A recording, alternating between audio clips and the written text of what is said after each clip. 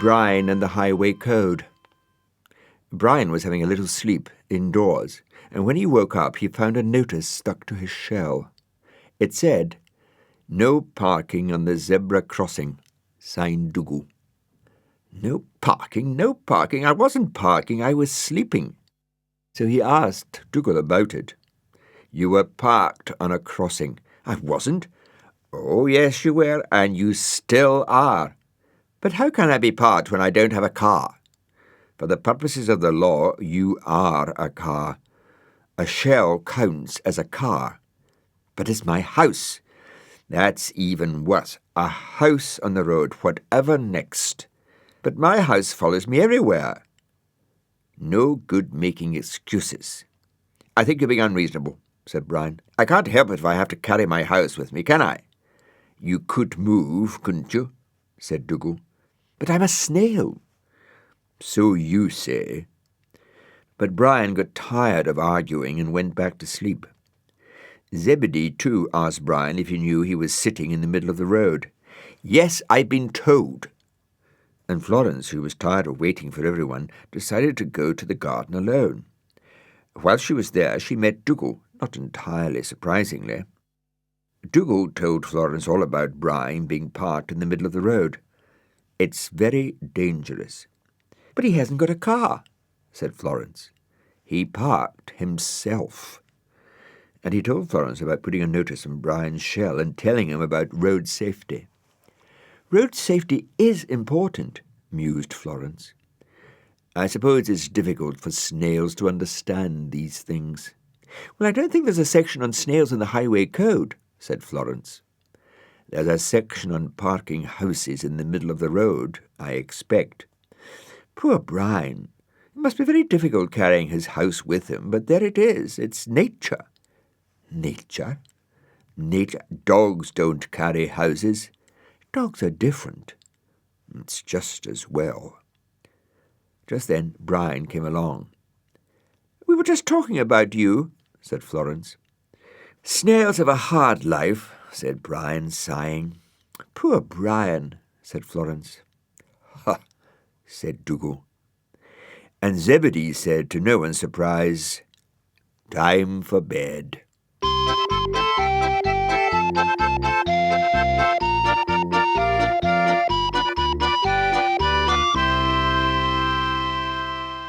Cabbages.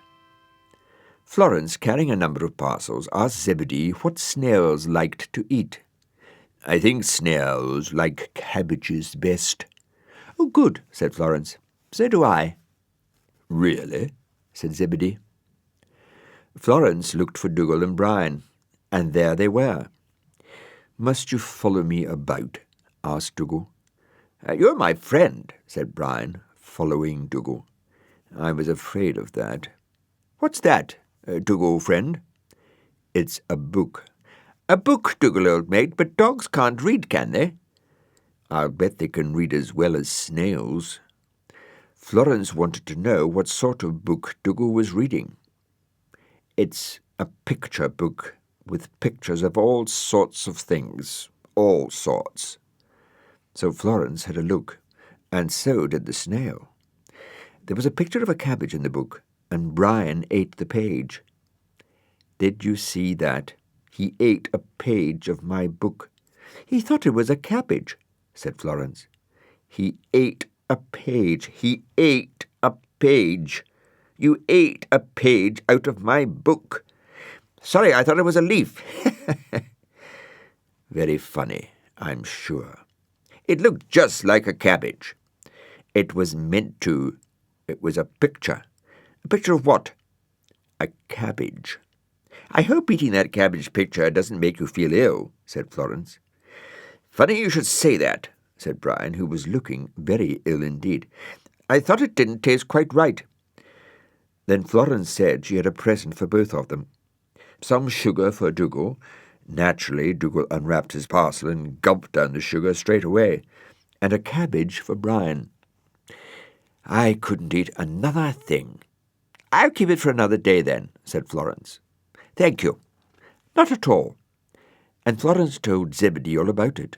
"I told you snails liked cabbage," Snails dote on cabbage. And he laughed. Time for bed, he said.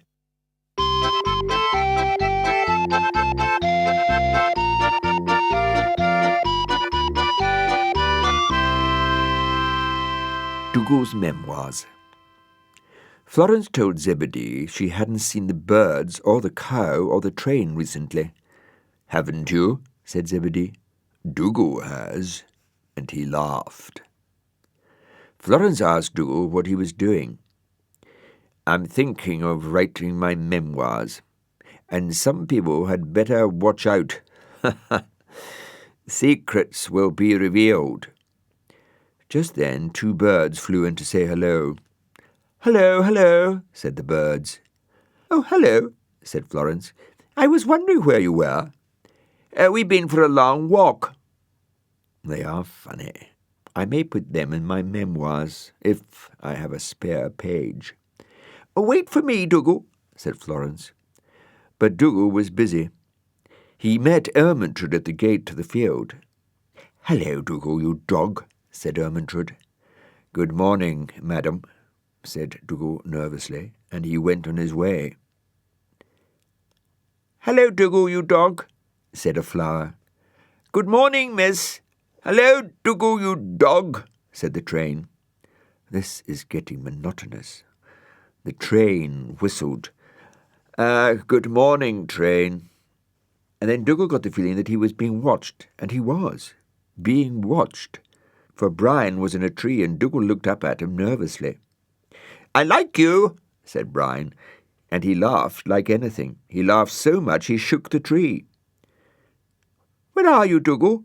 said Florence. "Dougal," called Ermentrude. "Dougal," called the train.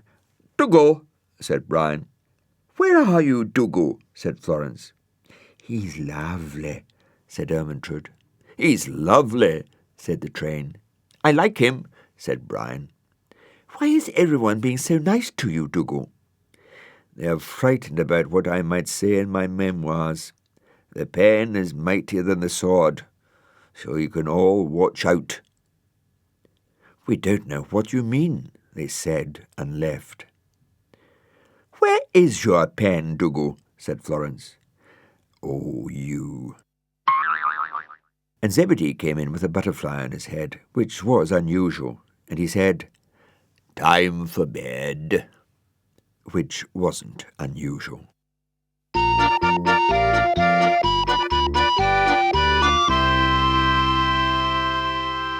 The Snail Patrol.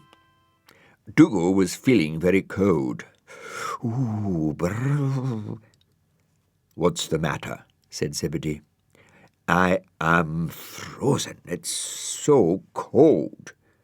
"I thought it was quite warm." "Really? Lucky you." And his teeth chattered so much Zebedee got worried. "Run round, take some exercise." And he left. "I've tried running round, and it's very exhausting." "Hello, old shivering mate," said Brian warmly. "Got a cold?" "There's no need to be so bright." "Tell me all about it. I'm your friend." "I'm cold." "Tried running about?" "Yes, I've tried running about," said Dougal, shivering more than ever. "Tried jumping up and down?" "Will you stop suggesting daft things?" "Sorry, old fractious friend. I was cold once." "You jumped up and down, I suppose." "No, I lit a fire." "Now, for once you've had an idea. You just need some sticks and some paper and some coal and some matches." "Is that all?" And they told Florence all about it, and she said she would help make the fire. So they all went to collect some wood. "Enough," said Dougal. "Plenty," said Brian. "We'll need some paper," said Florence. "It'll need something to get this lot going," said Dougal. Florence found some paper. "Not today's, is it?" said Dougal. "Does it matter?" "No, not really." "Now all we need is some matches," said Florence.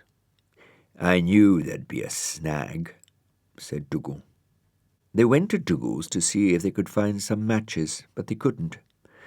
No matches, said Dougal. Try rubbing 2 sticks together. Oh, try rubbing 2 snails together if you're not careful. Don't think that would work. Be worth a try, though, said Dougal. Don't be like that, said Brian. Florence was still busy with the fire. We'll get warm somehow, old mate, don't worry. And Florence had even found some coal, but still no matches. Could you light these, Brian? Of course I was a Boy Scout. What patrol? Said Dougal. The snail patrol. But Florence thought they'd better ask Zebedee to help.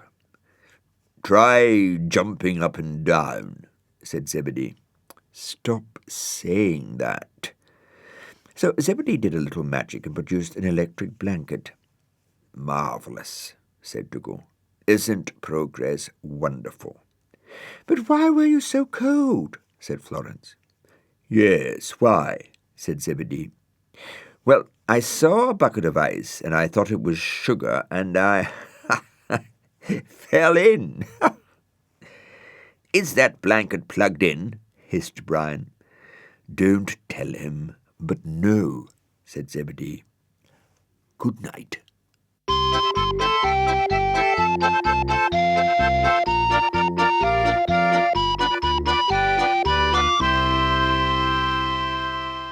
Brian, Brown Owl. Florence asked Zebedee what she should do today. Can't you think of anything? No. See what turns up then, said Zebedee. All right, said Florence. But when Florence got to the garden, there was nothing going on. I wonder where everyone is. Dougal and Brian were camping. Reminds me of my scouting days, said Dougal. Were you a scout? I was. I was a brownie, said Brian proudly. A brownie? Yes, Dougal, old mate, a brownie. You couldn't have been a brownie. You're not a girl. Well, I thought they had a prettier uniform, and it was ages before they found out. I don't believe a word of it. So they finished putting up the tent. Won't Florence get a surprise? Said Dougal. A brownie. There was someone else in the garden, too.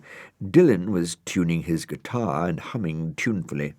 Suddenly a string broke. Dylan looked at the broken string. Man, I broke a string. And so he looked about, as you would for another one. And then he saw a 10th string vibrating. Music, man, music, lucky me. And he took the string from Dougal's tent. Meanwhile, Florence had met up with Dougal and Brian. Hello, hello, hello, they all said. We've got a surprise for you, said Dougal.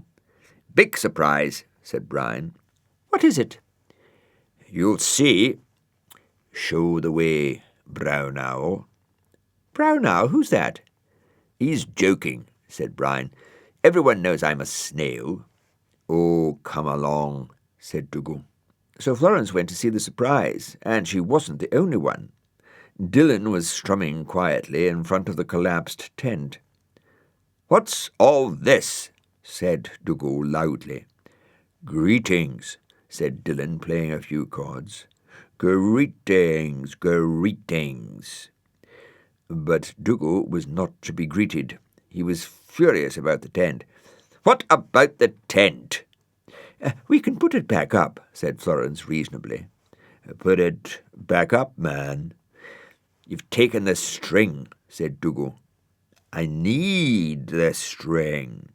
He needs the string, said Florence. He needs something, and he'll get it if he's not careful.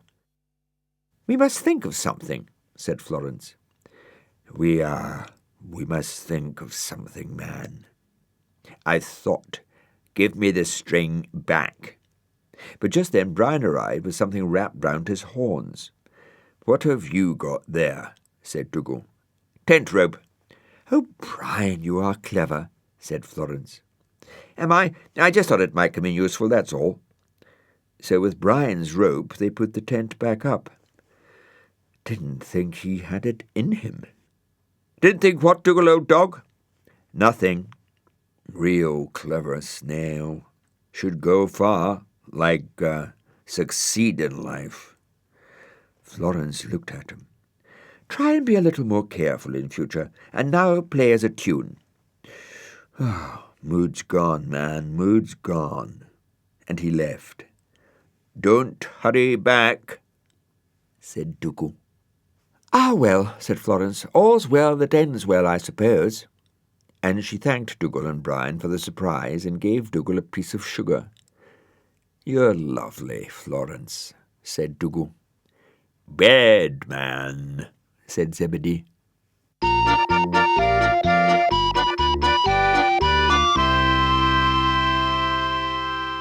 The rocking chair. Florence told Zebedee that she was feeling a little tired and would just like to take a short, restful walk. In the garden? I think so. Good luck, then, said Zebedee. Thank you, said Florence. Dougal was taking a walk too, and quite fortuitously he saw a rocking chair. A rocking chair, just what I've always wanted. Oh, joy and delight. But Dougal's joy and delight were short-lived. Hello, said Brian. Oh, hello. Is that your rocking chair? Yes, I found it. It's just what I've always wanted. Dougal thought very hard. What are you thinking about, old thing? Oh, nothing. Go on, tell me, go on. Oh, it was just that I was out for a walk and I saw something, but you wouldn't be interested. What was it? A lettuce, said Dougal casually. A lettuce? Yes, a huge lettuce. Amazing, really. Must have been nearly as big as you. Really amazing. Well, I must be off. Goodbye. Wait, you haven't told me where it is. Where is it? Haven't I? Oh, it's quite close by. Why don't you go and see? And Dougal thought his plan to get Brian out of the chair had worked, but as he discovered, the best-laid plans of mice and dogs sometimes go wrong. Shall we go then, old lettuce hunter? Wait there, rocking chair. I'll be back soon, whispered Dougal. Come on, nuisance. Florence, meanwhile, had a restful walk, and she found the rocking chair too. Oh, just what I've always wanted. Good morning, said Mr. McHenry. Good morning, said Florence. Is that a rocking chair? Yes, it is. Just what I've always wanted. Haven't you got one? Is this one yours? No, I found it. I think it's been abandoned. Would you like it? Well, it's just what I've always wanted. So Florence said she thought Mr. McHenry should have the chair, especially as he'd always wanted one. So he took it. I'm so happy, said Mr. McHenry. I'm so glad, said Florence. Dougal, meanwhile, had managed to lose Brian and was hurrying back to his rocking chair. Oh, I can't wait. Rock, rock, rock around the clock. Hello, Dougal, said Florence. Hello, Florence. Where is it? Where's it gone? Lost something, Dougal. No. Have you been here long? And Florence told him that she hadn't been there very long, but she'd been for a walk and seen Mr. McHenry and had given him a rocking chair and... Wait! A rocking chair? Ah, I fear the worst. Oh, was it yours? In a manner of speaking, yes. I thought it had been abandoned. It's just that I'd always wanted one. I'm so sorry, but I didn't know. And she told Dougal that if he went to see Mr. McHenry, he would be sure to let him have a rock, and Dougal thought this was a good idea. He may have some sugar too. And Florence waited to see Zebedee to tell him all about it. A rocking chair, said Zebedee. Just what I've always wanted. Time for bed.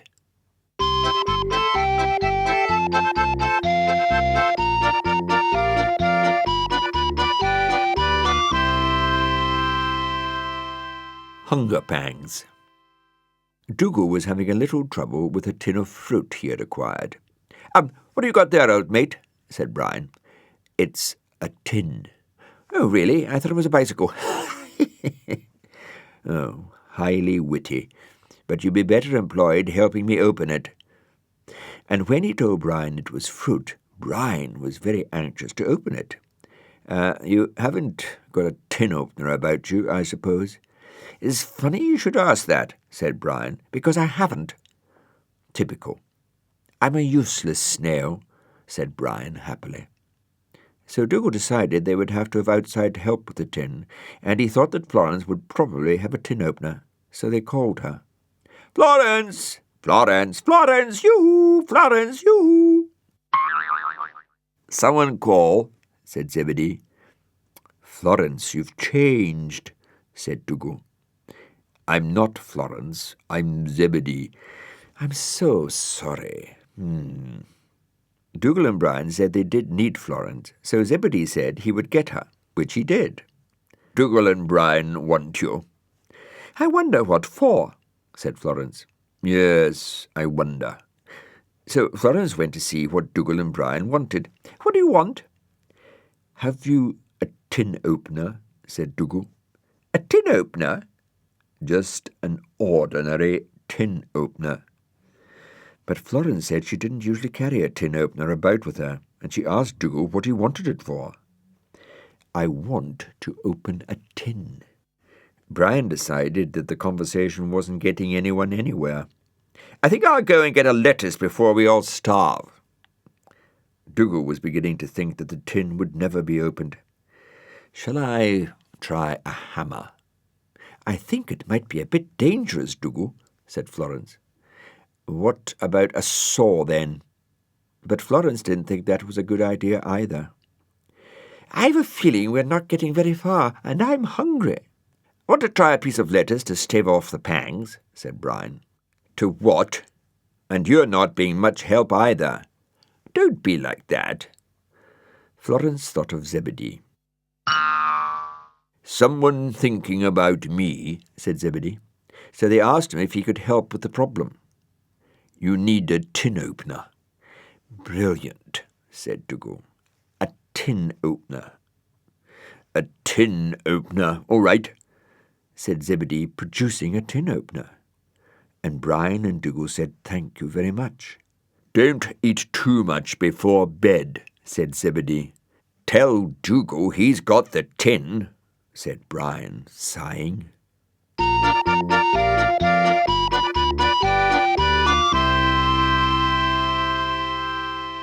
Brian, vegetable specialist.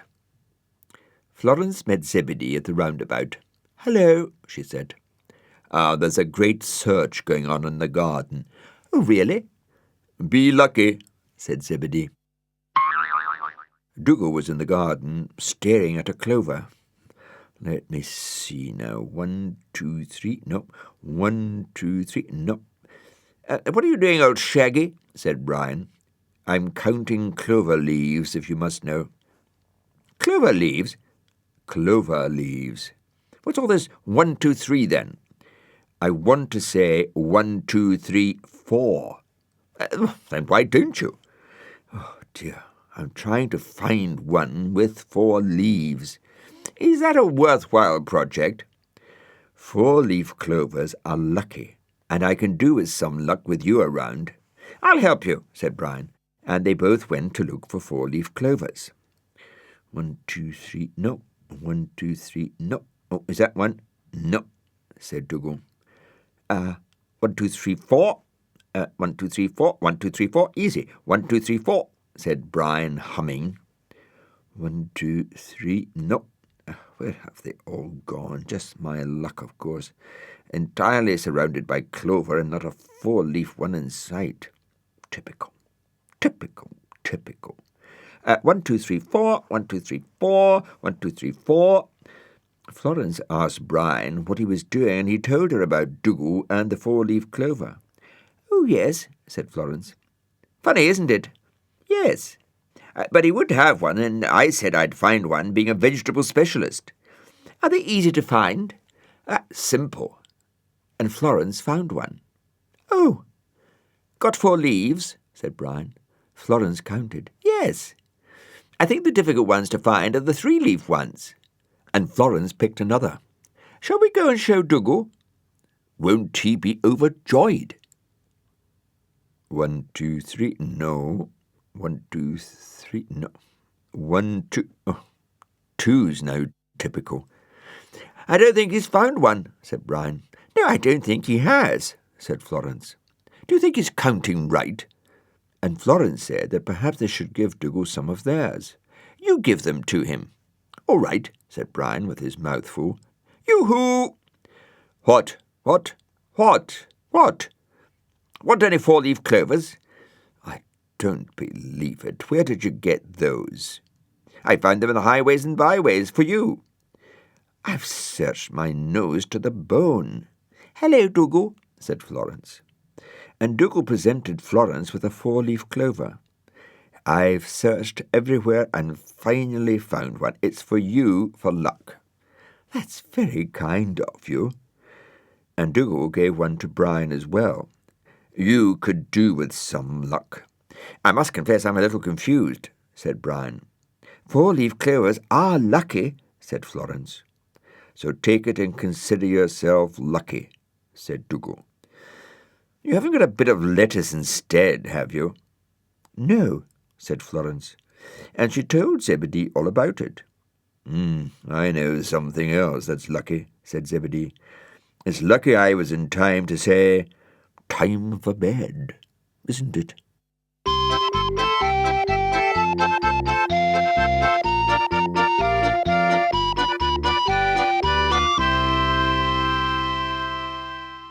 Tea for 2. Florence was waiting for Zebedee, who arrived breathless and sorry to be late. "Sorry I'm late. Been waiting long?" "No, I've just arrived." "Away we go, then." "All right," said Florence. Florence walked into the garden and looked around expectantly. She couldn't see anyone, but she could hear something in the distance. "It's very kind of you to ask me to tea, old hospitable friend," said Brian. "But are you sure we have enough cups?" "Plenty," said Dougal. "Peralente." "Aren't you having any, then? Because there's only 1 cup." "Oh, dear, what is wrong with you? We have 2 cups, 1 for you and 1 for me. I hate to disillusion you, old mate, but there's only 1. Oh, dear, I suppose this will develop into some futile argument." "Not if you agree there's only 1 cup." "There are 2 cups. 1, 2, 2. "It's going to be one of those days," said Brian. "I can't think what you mean," said Dougal. Have you had your eyes tested lately?" "My eyes are perfect." "And very pretty, but have you had them tested lately?" "Really, some people," said Dougal, and he left. "Have I said something to annoy you?" said Brian loudly. "Annoy who?" said Florence. And Brian explained about Dougal and the only teacup and how touchy he was. "There was only 1 cup, and he said there were 2. Do you think he's trying to drive me dotty? It's a thought. Oh." Meanwhile, Dougal was looking into a mirror. "Let me see, something to protect my 20/20 vision. What have we got?" And he started to try on various spectacles. "What about these? Too much? No, I don't think so. No, I don't think I'd get away with it, would I? Only 1 teacup, indeed. That snail is just trying to get me worried. Ah, what's that? Oh, it's me." "Dougal," said Florence, "whatever are you up to?" "What does it look like?" "I daren't think." "Doubt has been cast on the efficiency of my eyes. I am accused of seeing double. Me, 20/20 Dougal, the first. Well, perhaps it's just a trick of the light. How many sugar lumps am I holding?" "Unfortunately, only 1. "That's right. So you're not seeing double." "I knew it. It's that snail. He's trying to drive me dotty." "Perhaps he was just playing a joke." "He wouldn't dare," said Dougal. "Oh, I think he would," said Florence. "Then let's go and sort him out," Sort him out? It's a slang phrase. Sorry, I'll just try these. Dougal put on another pair of glasses, and they headed off to the garden. I understand what you're trying to do. You're trying to make me believe I'm seeing double. No, I'm not, said Brian. Oh, yes, you are. You are, and I am not, and you know I'm not. And, you are. Where was I? Not sure about our words, are we? That's enough, Brian, said Florence. You know Dougal gets easily confused. I know. It's all right, Dougal. No, it isn't. First it's my eyes, and now it's my tongue. I'm cracking up. Nonsense, said Florence. And she told Zebedee about it, and he said it was nonsense too.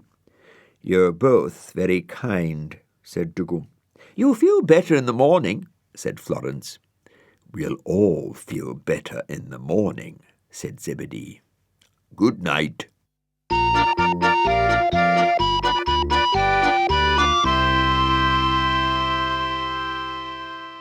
Letter to the Queen.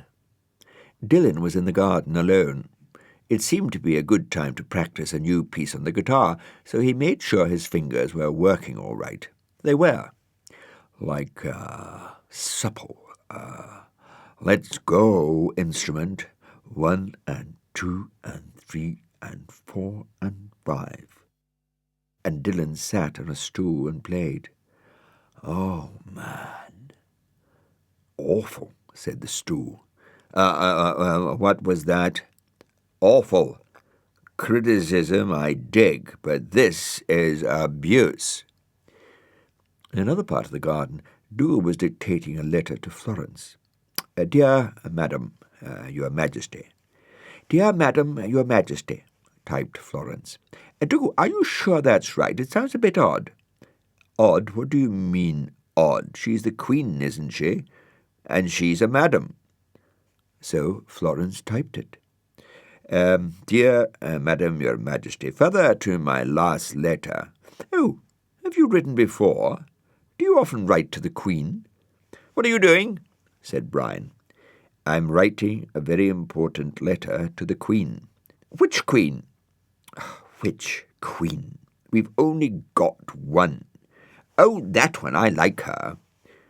She'll be overwhelmed to hear that. Perhaps you'd tell her in your letter. I've got better things to write than snaily greetings. Dougal, said Florence, don't keep interrupting while I'm trying to write. Now, where was I? What are you writing to the Queen about? Said Florence.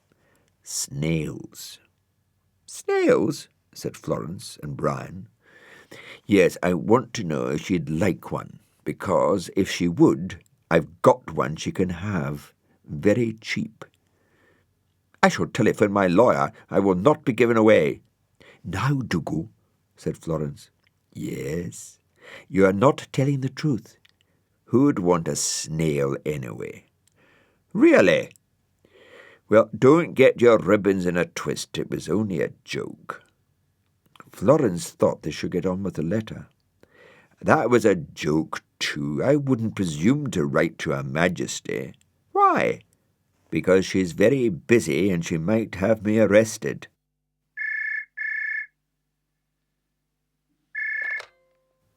You're wanted on the phone, said Brian.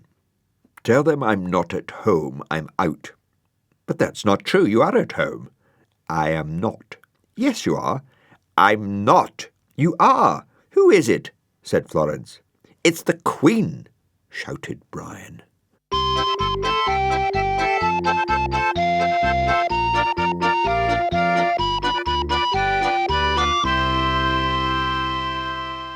Piano carrier. Florence was in the garden, wondering where everyone was. Where can they all be? I expect you're wondering where everyone is, said Brian. I shall, without any further ado, tell you. Your shaggy friend has a musical problem, and he requires help. It was true. Dougal was trying to load his piano onto the train. Haven't you got any bigger trucks? This one wouldn't hold a thin mouse. If he doesn't hurry, I shall scream, muttered the train. What are you doing, Dougal? I'm fishing off the end of Brighton Pier. I think he's being sarcastic, said Brian. I think. And Florence agreed. It's just that I'd like to remind you that I am a passenger train and I'm not used to carrying freight, said the train. Freight, said Brian and Dougal. We expresses have our pride, you know. Dougal tried to get the rest of his things in without much success. Have you tried British road services? Said the train. I don't care for your attitude. I don't care for your piano. I'll never get to Edinburgh at this rate. Edinburgh? Said Brian and Florence. For the festival. Festival? Said Florence. Well, they couldn't get Barry Manilow. What? Thought Brian. And Florence said she'd help if Dougal promised to keep calm. Got to keep calm, said Brian. He's about as calm as an elephant stampede, said the train. Now, as I see it, we've got to get the piano on the train, said Florence. Well, I'm glad we've established that, said the train. I was beginning to get worried. So they pushed. I've done it, said Dougal. Not quite, said Florence. So they pushed some more. All done, said Florence. The relief, said the train. Anything not in will be left behind. If I'm any later, I'll be blacklisted. Away you go, then, said Florence. The Flying Scot was never like this, said the train. Hey-ho, St. George for England and St. Pancras for Scotland.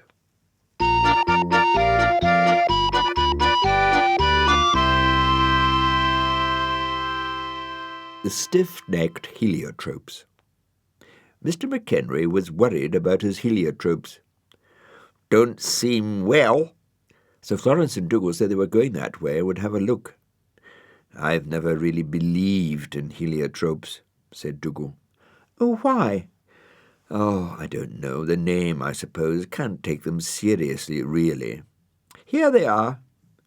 Look a bit bent. Do you think they've been got at? The flowers did look a little strange and twisted. I think we've got a problem here, said Dougal. We've got the problem, said the heliotrope. What is it? Said Florence. And the flowers explained that, being under the trees, it was a bit difficult to get enough sun, and they'd all twisted their stalks trying to get out of the shade. We were planted wrong, and we are considering strike action. Oh, that should be interesting, said Dougal. It's all very well for you to scoff, but I'll bet you wouldn't like to have a bent stalk. Florence asked if they could help, and the flowers said the only way they could help was to get them into the sun, and that was difficult. Yes, tricky. But as she said to Dougal, something had to be done or the garden would be full of droopy heliotropes, and that would be a bit depressing. You can say that again. Of course, we could always dig them up and plant them somewhere else, but then they'd have to be watched and mulched and all that horticultural rubbish. Perhaps we should give Gardener's Question Time a ring. Florence saw Brian and explained the problem to him. Well, I don't see the difficulty. Oh, clever boots, said Dougal. Florence asked Brian what he thought they should do. Well, as I see it, you need a bit of sun. And they agreed that was so. But how to get it, said Florence. Tell us that, said Dougal. We must catch some. Catch some, said Florence and Dougal. Catch some, shouted the heliotropes. Well, you've heard of sun traps, haven't you? Come on. I've got a feeling this is going to end in disaster, said Dougal. But Penelope seemed quite hopeful. I'm very good at sun traps. So Florence asked her to trap some for them, and she did. Show me your droopy heliotropes, all may not be lost. Penelope's sun trap was a great success. Does Michael Fish know about this? Said Dougal. I don't think we'll tell him, said Florence. He may cry. The flowers were very grateful. How can we thank you? "Send us a postal order," said Brian with a laugh. "I hope we don't get into trouble over this," said Dougal. "Why should we?" said Florence. "Well, we've nicked someone's bright period, haven't we? If it's here, it can't be there, can it?" "Oh, no," said Florence. "Oh, well," said Dougal.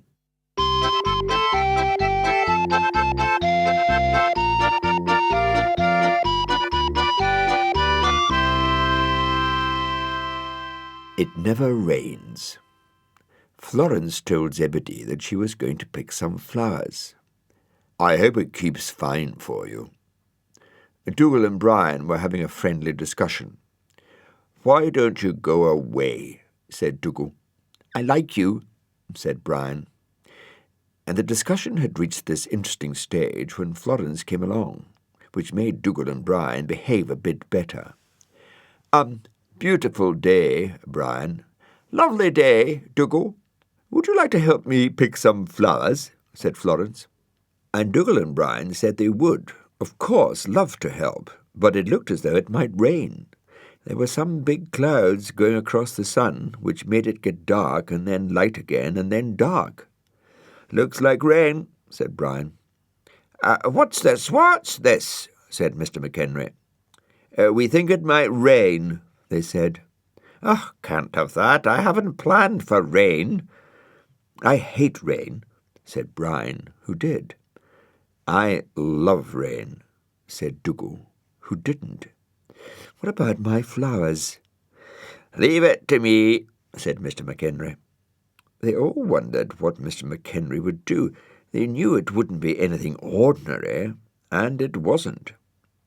And they all watched expectantly as Mr. McHenry raked away the clouds. "That was devilishly clever," said Dougal.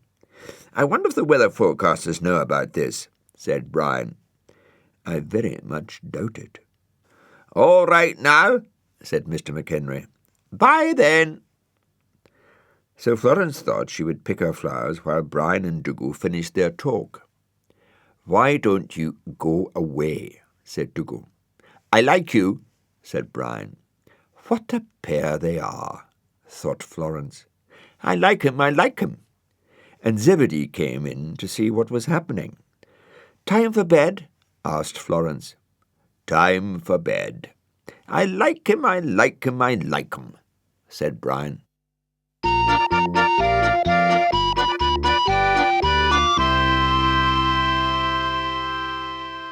The Speaking Tube. Zebedee asked Florence how Dougal was getting on with Brian. "I'm not sure. I don't think Dougal appreciates snails." "Snails are an acquired taste. Go and see them." So Florence went. But she saw Mr. McHenry first, and she tried to ask him about dogs and snails. But Mr. McHenry was being very busy, so Florence went to find Dougal. Dougal was in the garden, and rather unexpectedly he saw a pipe. And as he looked at it, Brian came in. "Hello, Cheeky." "Please. I like you. Please." "Look what I've found," said Brian, looking into the pipe. "Go down the other end." So Dougal went to the other end. Anything for a quiet life. "Can you hear me, Dougal? 1, 2, 3, 4. Testing. Testing, he's gone dotty. And he listened again, and Brian listened. "What are you doing, Brian?" said Florence. "I'm talking to Dougal. Are you there, Dougal, matey?" "Dougal," called Florence, peering into the pipe. "I'd better not encourage them, or they'll go on for hours." "Perhaps he's asleep," said Florence. "No, I am not." Mr. McHenry came along to see what all the noise was about. "What's all the noise about?" And they told him about the pipe and talking through it from one end to the other. And Florence said, "If you go to the other end and listen, you'll see what we mean."